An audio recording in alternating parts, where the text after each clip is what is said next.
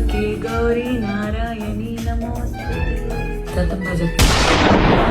అన్నా ఓ నమస్కారం అండి.